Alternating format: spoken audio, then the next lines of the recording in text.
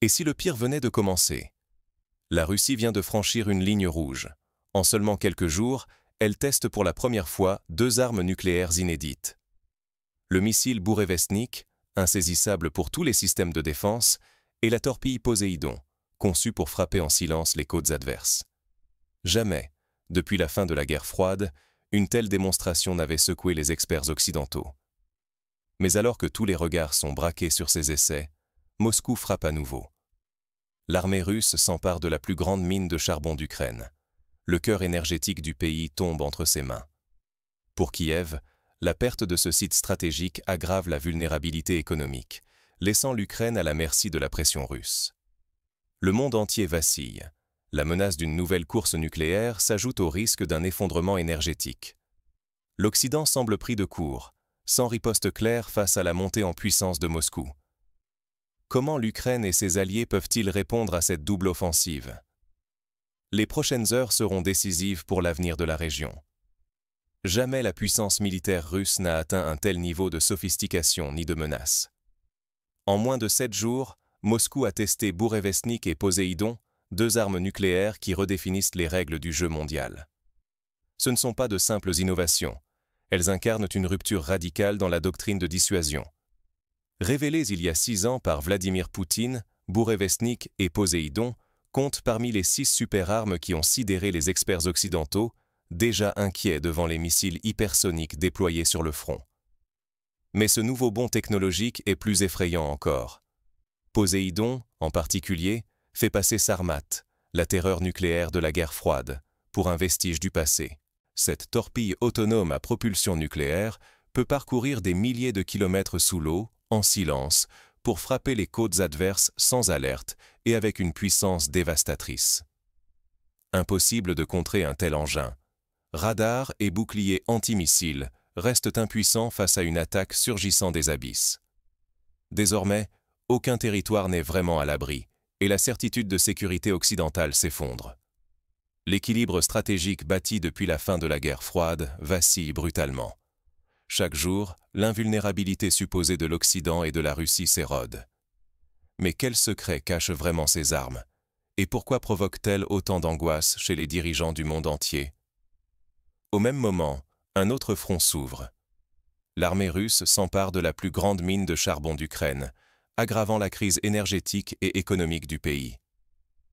Imaginez une arme qui évolue silencieusement sous l'océan, indétectable, prête à frapper sans le moindre avertissement. Voici Poséidon, la torpille nucléaire russe qui inquiète les experts du monde entier.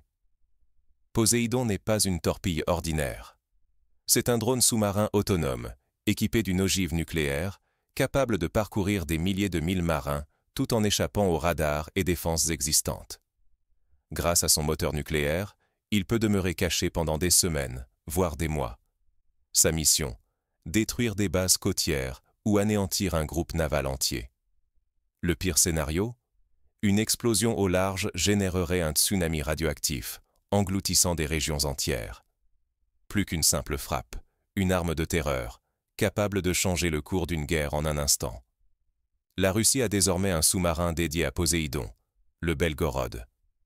Cette plateforme moderne transporte plusieurs torpilles et peut s'approcher discrètement de n'importe quelle cible. Pour les experts, le risque est extrême si Poséidon frappe dans une mer fermée ou un golfe. Les dégâts seraient démultipliés, aucune côte ne serait à l'abri. Intercepter ce drone relève presque de l'impossible. Son autonomie, sa profondeur et sa vitesse défient toutes les défenses connues. Protéger les littoraux du monde entier devient une tâche colossale. La moindre faille pourrait provoquer une catastrophe sans précédent. Les puissances occidentales sont forcées de réinventer leur défense maritime. Sans cela, elles pourraient être prises de court lors d'une prochaine crise. Mais ce n'est pas la seule arme russe qui inquiète l'Occident. Un autre projet encore plus mystérieux vient d'être révélé. Il pourrait bouleverser l'équilibre stratégique mondial. La peur d'un conflit nucléaire renaît, secouant toutes les capitales. Les réactions sont immédiates. À Washington, Donald Trump ordonne la reprise des essais nucléaires américains. Ce choix spectaculaire vise à montrer que les États-Unis ne veulent pas être dépassés par la Russie dans cette nouvelle course folle à l'armement. Pour beaucoup, la menace d'une confrontation atomique, qu'on croyait oubliée, revient hanter le présent. En Europe, la panique gagne les dirigeants. Le ministre belge de la Défense lance une mise en garde à Moscou. Si une seule ogive touche Bruxelles, Moscou serait rayé de la carte. Ces paroles lourdes illustrent l'extrême tension qui règne à l'Ouest. Diplomates russes et occidentaux s'échangent des avertissements à peine voilés. Sur les réseaux sociaux, chacun tente d'intimider l'autre sans reculer. L'atmosphère s'alourdit, chaque mot pèse. Le spectre de la guerre froide plane à nouveau. La confiance s'effondre, la suspicion devient la règle. Les alliances historiques chancellent, ouvrant la voie à un jeu dangereux de menaces et de provocations. Les défenses côtières sont renforcées partout. Plans d'urgence révisés, exercices militaires multipliés sur les rivages européens et américains. Tous redoutent qu'un simple incident ne déclenche l'irréparable. L'incertitude est absolue.